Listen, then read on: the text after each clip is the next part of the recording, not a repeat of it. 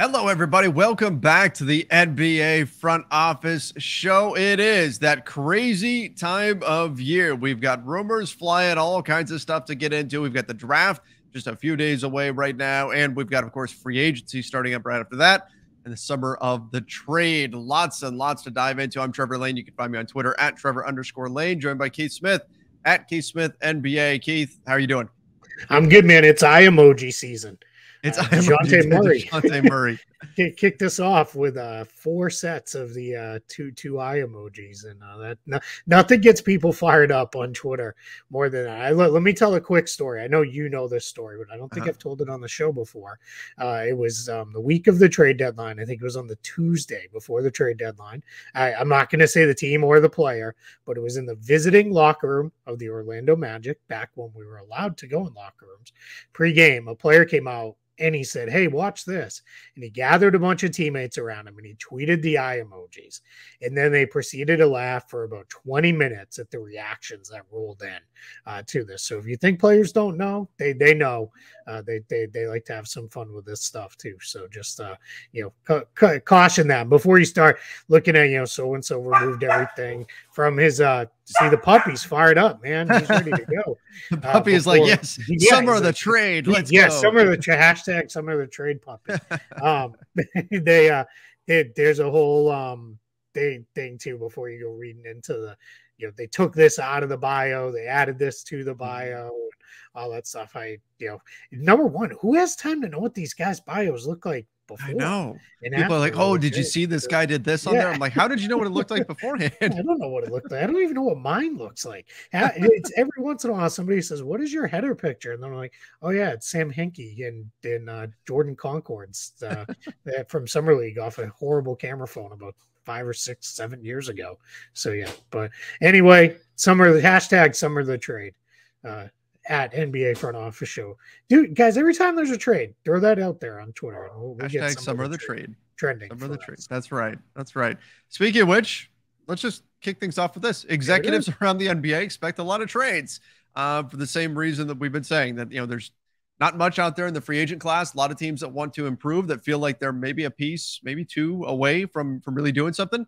And so that's going to incentivize teams to go out there and make deals. So we are expecting, again, this to be the summer of the trade. We've already seen a few trades go down.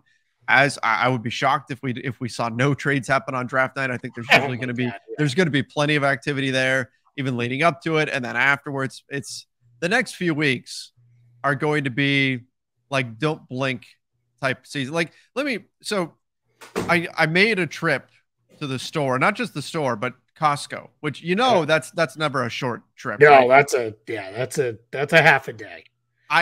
Did you do samples? Because you have to try the free samples. I didn't. I dodged. I'm trying to slim down for summer. So season for Trevor in Las Vegas. Oh God! Now you know how many subscribers we just lost on that or gained. Let's be fair. So I went there and I realized what this is for us in terms of my level of panic every time I step away right now. It's like when we were kids and we would play Marco Polo in the swimming pool. And you know how you could climb out of the pool and somebody could yell fish out of water and you could get out? Woj and Shams are the ones yelling fish out of water. And we're just praying they don't drop one of those bombs while we're away, because that is just catastrophe. So I was like, nervously rushing my wife along, like, "Oh, no, we got to go. We don't have time to look at that. You never know. Something could break." That's the level that we're at right now in terms of the NBA season. And I don't know, just the trade fever that we're in right now. There was a couple, this was a while back. It was the summer Kevin Durant joined the Warriors. Everything that happened that summer literally happened while I was on my car driving to Orlando Summer League. On the drive there, like every single time, that's when something broke. And it does feel like it's dangerous times to be away from a computer, especially, if it always feels weird, but it feels so bad if it's like the teams we cover, because we got to react to it. Yep. And there's I'm in the middle of driving and all that. But anyway, so back to the topic at hand. Man, we are off the rails early. That's where we're at today. Yeah, right.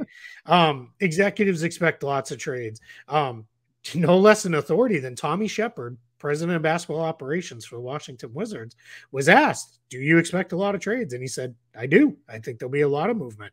Mark Stein reported today too that there's a lot of movement. I reported that talking with teams, whether it's the draft or this summer, everybody's expecting a lot of trades. There's expected to be a lot of movement up and down the draft boards, and a lot of stuff going on, with trades throughout the offseason. So this is going to be fun. There's a handful of big trade exceptions sitting out there. You've got a couple of the teams on the cap space, Derby there and those kind of things. So yeah, it's going to be fun. And this is, continues to be ammo and fodder for why we've dubbed it Summer of the Trade.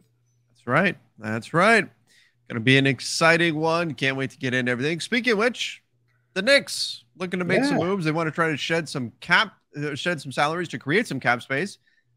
I wonder who they could be going after. Jalen Brunson in their sights doesn't mean that they're going to get him just because they're trading away cap space or looking to shed contracts anyway. What do you think about the Knicks moving salaries? Like, what salaries are you trying to move if you're in New York? Yeah, the ones that were called out, I think Jake Fisher was the one who detailed this the most. A couple other people have reported about the Knicks looking to move off some stuff. And this is not one of those where it's, well, yeah, but they've got to move 7 guys to get cap space. They're barely over the cap. They've done a pretty good job managing their stuff.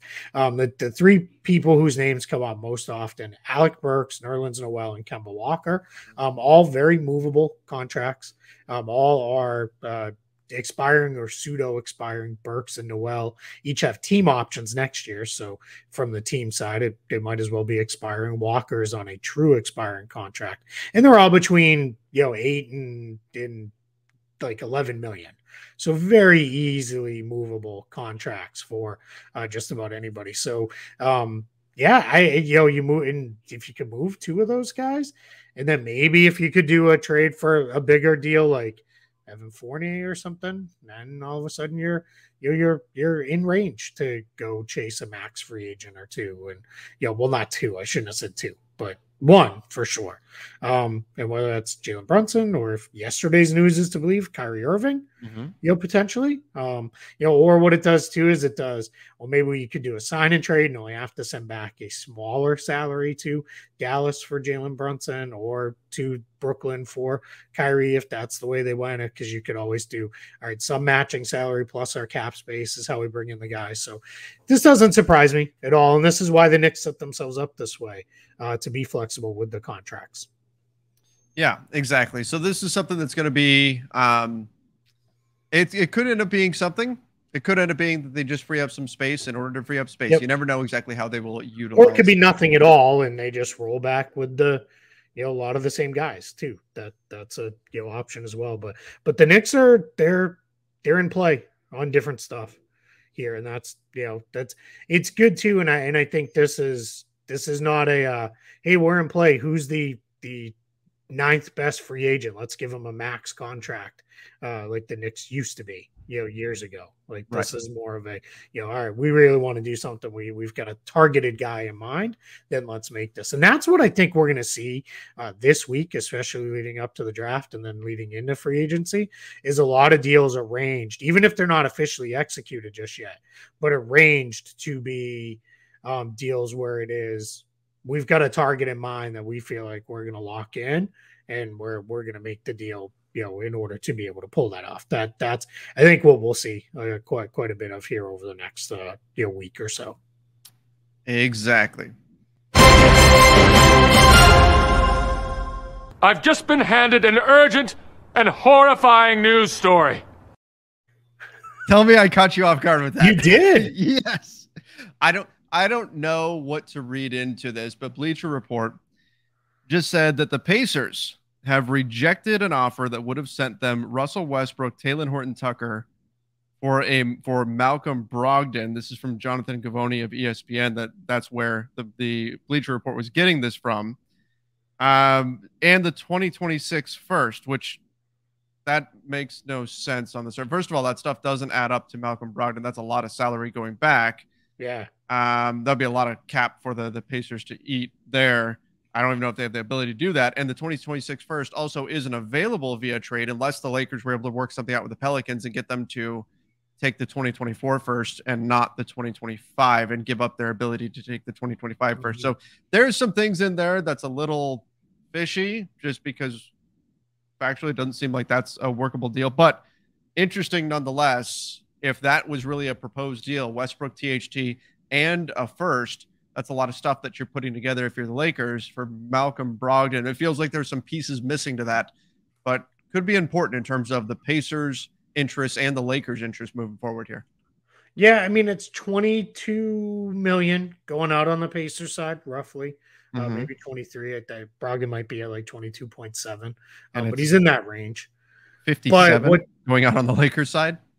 I think the challenge there, though, is the Pacers can get to like 50 million between cap space and Brogdon going out. So that's in range, right? That's a throw one more deal in there and you're there, to make it work. So, I mean, maybe ish. I feel like that's feels like there's pieces missing to that. Yeah. And if I'm the Pacers, I probably, that's one I would wait on, right? I don't need to do that today because there's nothing that's changing for me today. Let's sit on that. And if you're the Lakers, you don't need to rush that. If you're the Lakers, I would do that in a heartbeat.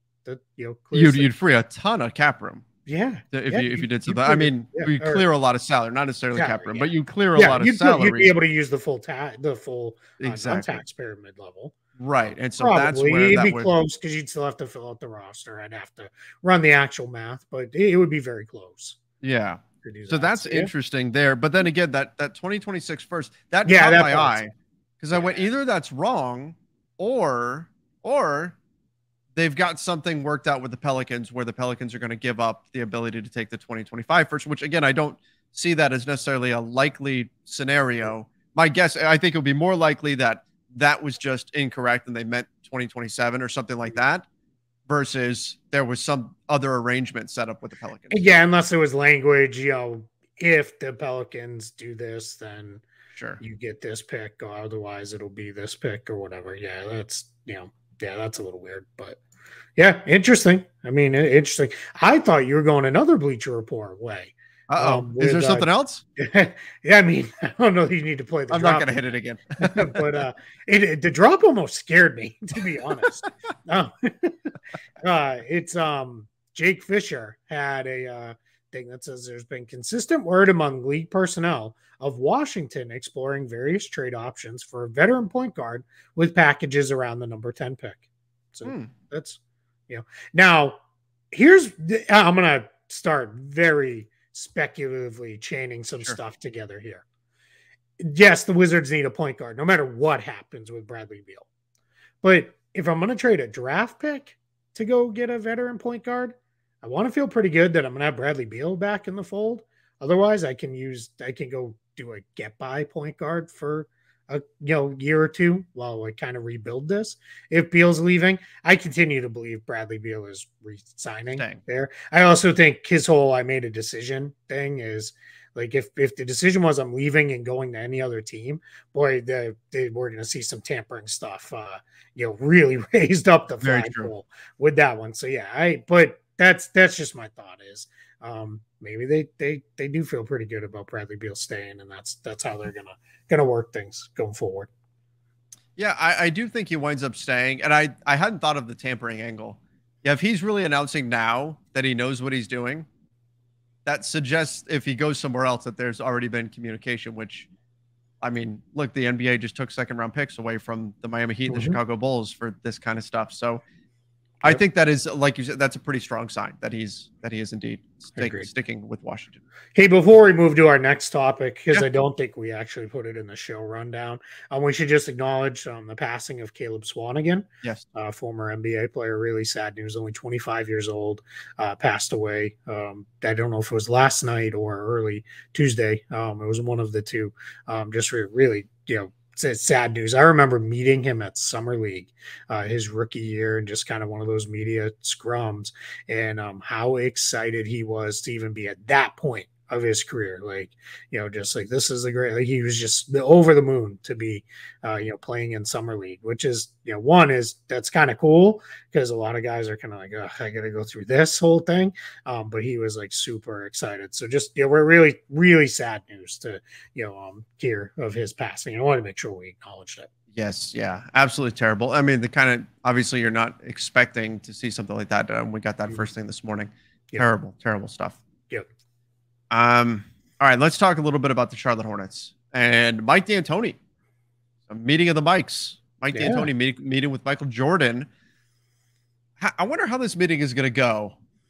I mean, because he knows now he wasn't their first pick. But again, there's only so many head coaching jobs in the NBA. So can you really hold that against the Hornets if you're Mike D'Antoni and you want to be a head coach again? It feels like this will probably lead to a deal if they're at that stage. Because what we heard, Kenny Atkinson was the only one to meet with Jordan and ownership, all that. So Mike D'Antoni meeting with Michael Jordan, it tends to suggest that we're probably not far away from an announcement that D'Antoni will be the Hornets head coach after Kenny Atkinson turned down the job. Yeah, and I think, too, Mike D'Antoni is both been around long enough in terms of life, but in basketball and in the NBA, he's not going to let the whole, hey, you picked somebody else over me, hold him back. I'm sure it'll be mentioned, and it might be something. I wouldn't even be surprised if he, throws it out there in his introductory press conference of, hey, I'm your second choice, whatever. He would make a joke about it. He's very funny too. Yep. So it's, he for sure will joke about it, but I'm with you. And hey, that means the fun option back on the table of, let's see. I mean, there's a lot of weird stuff going on with the Hornets though. Like, you got this going on, and then they're maybe hesitant on Miles Bridges, and you've got the Montrezl Harrell situation happening. So, and then they're trying to move salaries to give more money to Bridges. And I mean, it's, a lot of weird stuff going on, but give me Mike D'Antoni and LaMelo Ball, and that's a pretty fun starting point for any team. And they've got some really fun small. He'll play small, and if you keep Bridges, groups of like PJ Washington, Bridges, Hayward, Rozier, and Ball, like that's fun. Like that can, and I know they played some of that last year, but play that up tempo, really push pace, and those kind of things. That can be a lot of fun to see that come together. We did get a little more clarification on the Kenny Atkinson stuff as well. Steve Kerr kind of said at the Warriors title parade yesterday that part of it is his family. And we heard family reasons, but his kids they've had to move around a lot over the last several years as he moved up the ladder and then changed back to being an assistant after getting let go by the Nets, and they wanted to stay in the Bay Area. And at some point, I've seen it here in Orlando with coaches where it's been like, we finally got here, and once kids get to a certain age, it's like we want to let them finish out their life at this age where they want to be and those kind of things. So but it was also made very clear there's nothing, which I'd speculated on, and we'll see, nothing linking anything to do with Steve Kerr retiring anytime soon or Atkinson. And Kerr also said he's very important to me. He'll be the number one assistant now with Mike Brown off to coach the Kings. And there was some concern that I saw out there that the Hornets wouldn't be willing to spend on the assistant coach hires that Atkinson would want. And again, I don't recall exactly who had that. But that there was maybe some concern on that side as well. But it did seem like it was mostly the family situation and just not wanting to uproot everything again, which is understandable. That's not easy. That's not easy to do.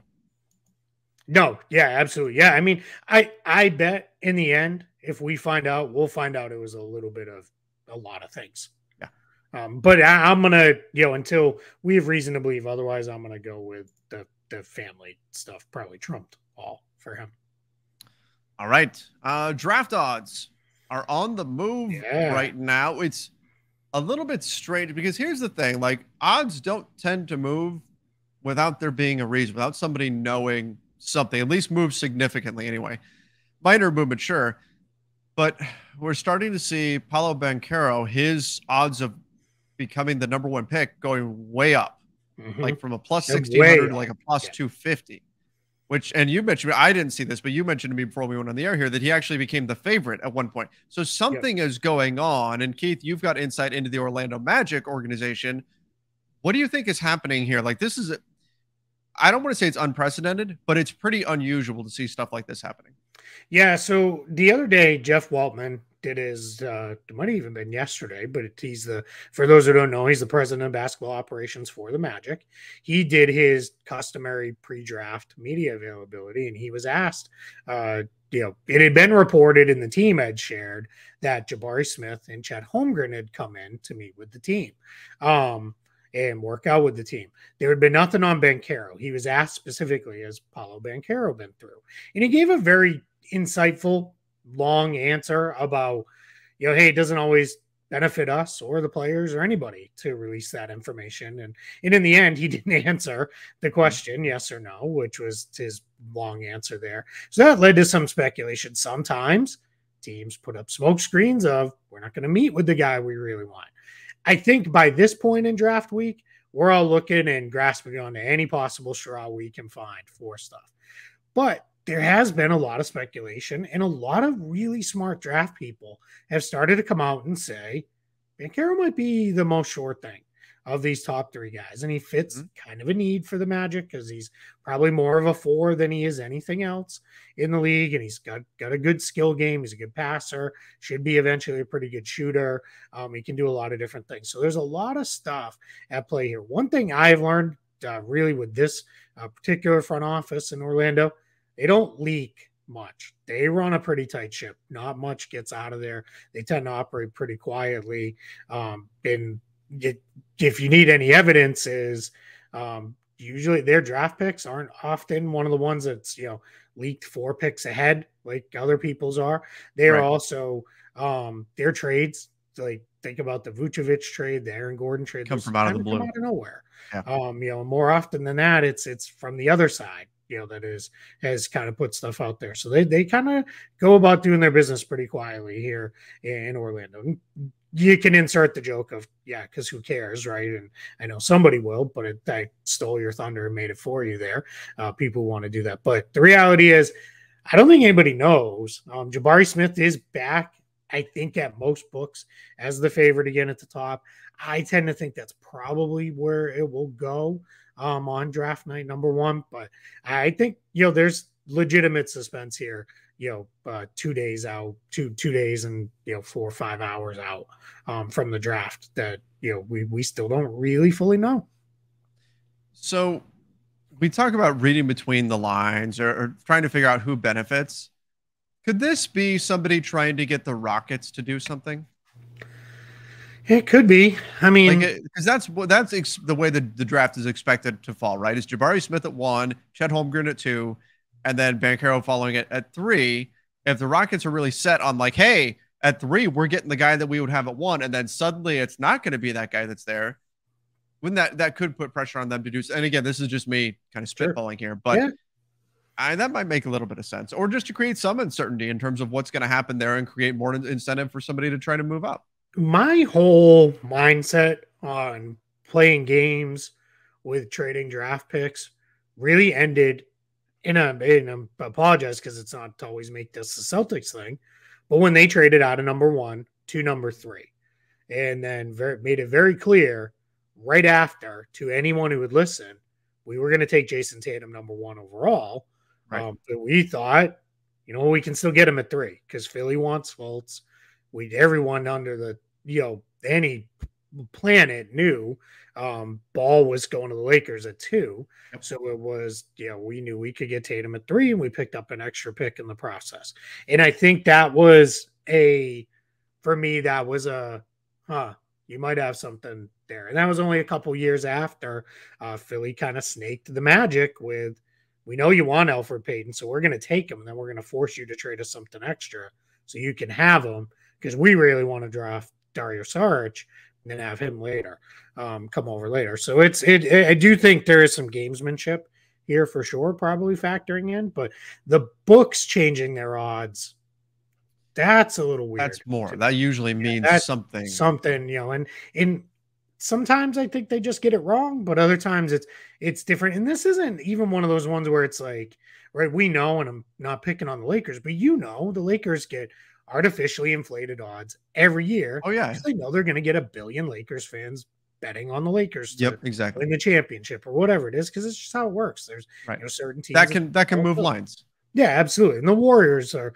the Warriors will be back to that way preseason next year because they're back to being really good. So, that's just kind of the way some of this stuff goes. But yeah, it is interesting with this. So yeah, I don't know. It's certainly, I'll do it. I'll make the eye emojis here on the camera. Eye emoji.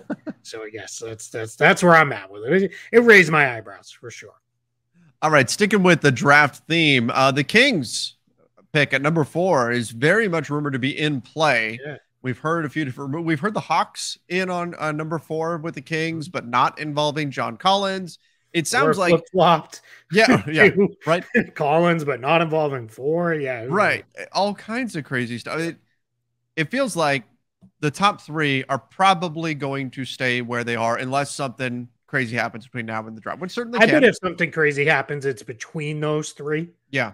Versus anybody on jumps up into the top 3. Agreed. Yeah. Agreed. So it looks like in terms of a big trade with somebody trading out of a pick, the Kings are probably the most likely candidate at 4. Is that what the Kings should be doing? Should they be looking to move this pick? And it seems like they really, really want to break this playoff drought. Can they do it with a move with the number 4 pick? Yeah, I mean, it's weird, right? Because I don't know what to. This is the draft starts at 4 thing, kind of, I think, coming into play here. And then you add in the fact that it is the Kings, who, they're probably the least predictable team in the league as far as, well, this is what they should do, but are they going to? Yeah, I don't know what to make of this. And I think with the Kings, too, they've got a lot of different things to consider. We've heard, direct from his mouth, Jaden Ivey did not work out for Sacramento. So it sounds like they're doing everything they can to keep him away from the Kings. We've also heard that the Kings didn't really care that he didn't work out because their guy's Keegan Murray. But again, is this smokescreen stuff to, hey, if you want this guy, you need to trade up to get here, to get him. So, it could be, maybe this is one where the Kings are like, we like 3 or 4 different guys and we're okay to move back a couple picks if somebody wants to come up to get Jaden Ivey. We've heard the Oklahoma City Thunder are dangling 12 and stuff to move up to 4. I mean, maybe that's something the Kings want to do. I don't, this one leaves me very I don't really know what to make of it because it's, and I'm not trying to make fun of them, but it's the Kings. I don't know that anybody feels good about predicting anything when it's Sacramento. Yeah, absolutely. It's difficult to say what the Kings are going to do exactly.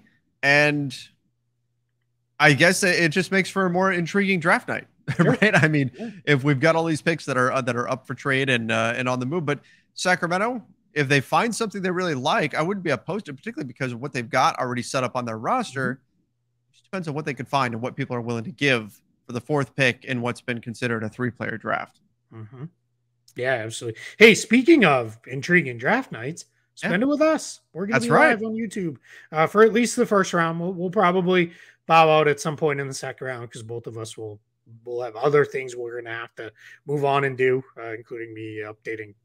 Hopefully, I'm not going to be negative about it. Hopefully, updating a million trades and everything else. That's right. Spreadsheets and Spot Track and everywhere else to get everything fine tuned and ready. But we'll be with you guys for the first round. We're going to have a lot of fun. We don't at all. Neither one of us pretends to be a draft expert, but we'll be schooled up enough to talk about each pick as they kind of come in and that. And there's, Lord knows, there's enough information all over the place. I think Sam Vecini just dropped a War and Peace size novel. That's right. Today, which I know I've got that queued up and I've been going through it throughout the course of the day. Draft Express over on ESPN, Jonathan Gavoni and crew have got their stuff updated. I think they released another mock draft today, if I remember correctly. So there's a lot of stuff out there, but spend it with us. We're gonna have a lot of fun throughout draft night. Hopefully you'll get to play the trade drop. Yep. We're gonna be sick of them by the time we get through draft night. We'll be able to alternate between the two. Oh, that'd be fun. Yeah. All right. right. We do have some contract options to get into. Corey Joseph picks up his option. Not a surprise. We've talked about this. We were expecting this to happen, but nonetheless, there it is, officially picked up. Now, I don't recall on each one of these guys what their deadline. I know for a lot of guys it's the 29th. For some players, 29th it's is the before, last day, to right. be very clear. Joseph's was actually his 28th. Okay. Detroit made all of their guys player and team options a day earlier with that. Some guys, we've even had some that have already done it because they were earlier this week. There was a couple on the 20th. That was both the Greens from Denver. Both of those did get picked up too. But yeah, Corey Joseph, no surprise on this one. We think we kind of knew it's a little over $5 million. That was going to be hard for him to recoup that as a free agent this offseason, just with the way the market is. He's also proven to be a pretty good fit alongside Cade Cunningham and others in that backcourt in Detroit. So I think this is fine, and it doesn't prevent the Pistons from doing anything that they were going to do. Otherwise, I still have them projected as able to get to $36 million and change in cap space this offseason. And keep in mind, these guys, until they make that decision to pick up their option, they can't be traded. Correct. So that could be a factor, on draft night or after, or, whenever. As soon as they pick that up, then they can potentially be traded if there's something that comes up. Doesn't mean they're going to be, just they're eligible to be. Svi Picks picks up his option. Again, expected with the Toronto Raptors. And I don't know if he'll wind up sticking around. They might put him in a trade or something like that. But Svi, shooter, didn't play a ton for the Raptors, but and thus it was expected that he would take that player option and then see what he can do next season. Well done. I think Svi Mikhailuk's summer league was the first time I ever met you in person. That might have been. I think, yeah, that was right. He was Lonzo's draft class, right? I believe so. Yeah, it was Tim, Lonzo, and Ivica Zubac. I remember completely falling in love with Lonzo. No, it was the next year. Was it? Yeah, he was there when Josh Hart won Summer League MVP. Oh, that was Svi's first year. Lonzo and Zubac were together. I remember that because I remember Lonzo passing him open and making a million hit-ahead passes and stuff. I'll never forget that. Remember, that was Celtics Lakers on opening night of Summer League that year. Right.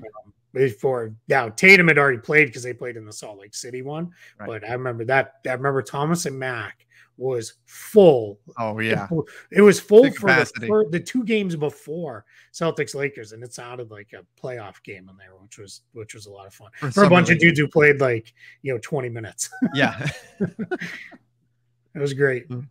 That's right. All right, Nicholas Batum declines his player option. Yep. Not surprised. Again, more valuable than what his contract suggests, and given the overall weakness of the free agent wing market, it makes sense that he would opt out. I don't think he's going anywhere. It's already been reported that they're looking forward to signing a new deal with the Clippers. That's probably going to happen, but he's going to get paid more by the Clippers. Yeah, they've got his early bird option, so they'll be able to pay him closer in range to what he could get as the non-taxpayer mid-level somewhere. So my expectation is they probably give him another 2, maybe 3-year deal. Using early bird rights, and that's it. One kind of sticking point, if you do use early bird rights, has to be at least a 2-year contract. Can't have an option on the 2nd year. So, but I think at this point, Batum's shown enough that the Clippers will be fine with that, and it'll further add to what is going to be a giant tax bill. But I don't, as long as they're healthy, I don't think they really care. Steve Ballmer has that in his couch cushions. Made it. There it is, just like that. PJ Tucker, this one caught some people by surprise, declines his player option. He was at I believe it was $7.4 million, if I'm remembering correctly. Off top of my head. I think so. I think that's right. In that range. He declines that. I had a lot of people saying, well, why did he decline that? And, a bunch of people chiming in saying, oh, could this team get this guy? Could this team get this guy? I tend to believe that if you are a team that has the taxpayer mid-level, that $6 million-ish money to spend, I don't think you get him for that. If he's opting out of this deal, that means he probably has heard that there's teams that will have the full mid-level exception available to him and are willing to give him that. So I would imagine that this is an informed decision from PJ Tucker. I'm not suggesting tampering because, of course, that never, ever happens in the NBA. But I would imagine that he has a pretty good sense of what is going to be out there on the market for him, and that there might be something in the range of a full mid-level exception from somebody out there. My guess is PJ Tucker and his agent know he can get at a minimum $8 million from another team.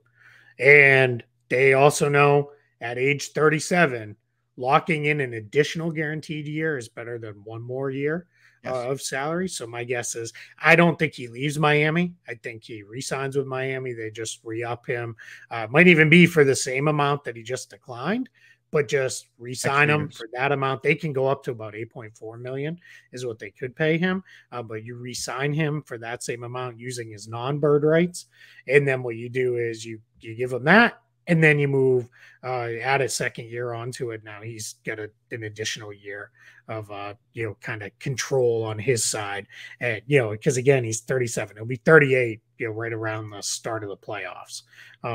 So that's, you're getting up there if you're PJ Tucker. So you're starting to think, all right, I need to add years on versus maximizing the money every single year.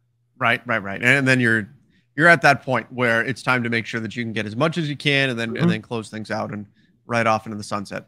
Yeah. All right. Last thing we've got for today, the Celtics are willing to pay the luxury tax, which they should. Could you imagine if they said they were not willing to do that after making the final? Like the uproar people would have lost their minds. Yeah, they would have completely lost Rightfully so. Yeah, but they did confirm that they are willing to pay the luxury tax as expected. Again, have a team that made it to the NBA Finals. Are you expecting any big moves for Boston? Big in relative terms. Maybe a point guard? What's that? A point guard, maybe? I don't know. I don't think so. I do think they'll add some form of playmaker. And it might be like more of like a veteran point guard, but a guy who's very comfortable with coming off the bench. I think their biggest need is another wing. Ideally a 3-and-D wing. Our kind of running joke over on Celtics blog Slack behind the scenes has been Danny Green from like 4 or 5 years ago would be perfect, but that's obviously not possible. So, but that's get in line looking for that because exactly. Every teams are looking for that exactly. But what I think it is they have a $17.1 million trade exception that goes away in the middle of July. That was from the Fournier sign and trade. That's kind of the last fallout from the chaining together the Hayward sign and trade. And then they have the taxpayer mid-level. That'll be about 6.4 million. I think what this though says is, so what happened was Brad Stevens did his kind of regular postseason meeting with the media just this morning on Tuesday morning. And he said, when asked basically, do you have the go ahead to use the trade exceptions? Because they also have two smaller ones that are about almost 7 million and almost 6 million too. And he said, we have the go ahead to do whatever we need to do. So that was kind of big. And then Wick Grousbeck, the Celtics owner, did a radio appearance and he basically said, yeah, we've said all along, we'll pay the tax for a contender. Why people had started to doubt it was like, we are like, we're in the East Finals every year. Like they are a contender. Why are you not paying the tax? Like what is going on? Green light, the one more move and all that. And it never happened. Now, whether that was maybe Danny Ainge had the green light, just didn't feel like that move was there. And mea culpa, I'll raise my hand. There were times when I was like, what are we doing with these draft picks? Like, go get Jimmy Butler, go get Paul George. And now those draft picks are Jason Tatum and Jaylen Brown. And I'm an idiot, and I'm very happy that no one listens to me. But it is, I do think with this trade exception, because it has the big one, the other two that I mentioned go into like the trade deadline. So those like could carry into the season. I do think it's good news for Celtics fans that, they're openly now saying like, yeah, go use these things. And I think it's very fair. So if we hit mid-July and they have not used that big trade exception, not saying they got to use every dollar of it, but at least, 8-9 million of it to go get a helpful player and use the mid-level exception. I think it's very fair for Celtics fans to be upset and angry about it. Cause I think, you missed opportunity. You missed opportunities there. Absolutely. And like I said, they need another wing. Just somebody, regular season guy can take the burden off Tatum and Brown a little bit. Just, bring their minutes down to, 36 to 38 minutes instead of 40. And then I think another big, just in case with Robert Williams, I think ideally Al Horford never plays in a back-to-back and plays 25 minutes a night instead of 30 minutes a night in the regular season. You want to get him to be very healthy going into the postseason, very well rested. So yeah, just go build out that bench a little bit more. But big stuff like, some people are like, Bradley Beal or Kevin Durant or, those kind of things. That's the KD stuff just is too, like, that's too much to even bother with. I didn't know that was a thing. Oh yeah. Well, it's all because if Kyrie leaves, as KD, say, I want to leave. And there's still a lot of Celtics fans that are holding to, because he fostered it by saying, if I didn't go to the Warriors, I was going to Boston. But that was also 6 years ago, and it's really time to move on. But yeah, it's so there's some of that stuff that's out there a little bit, but yeah, overall, this is good news. They're gonna go into the luxury tax, and it wasn't even just we'll pay the luxury tax, but we got to be careful. This was, I don't expect they're going to be 20, 30 million into the tax. That's not going to happen. But big, giant home run swings. No, and I don't think they need to. You were in Game 6 of the NBA Finals. Flush out your depth a little bit more, rebalance some stuff. Get back at it, make another run. Yep. Yeah. And again, it would be more surprising if they said we are not willing to pay the luxury tax than for them to say that they are. But still, I mean, good for Celtics fans to hear, just to have that confirmation that that's indeed what they will do. All right. I think that wraps things up for today. The time being, hopefully by the time I publish this, there haven't been like 50 more things that have come out. Because it's possible. I saw a Mark Stein tweet, but then I was like, okay, there isn't he was just resharing, which some stuff we talked about, already. So just pins and needles this time of year. Pins and needles. So that's it. Never know when something. And if there is, guess what? You guys get a bonus episode because we'll come back and do it. That's right. That's right.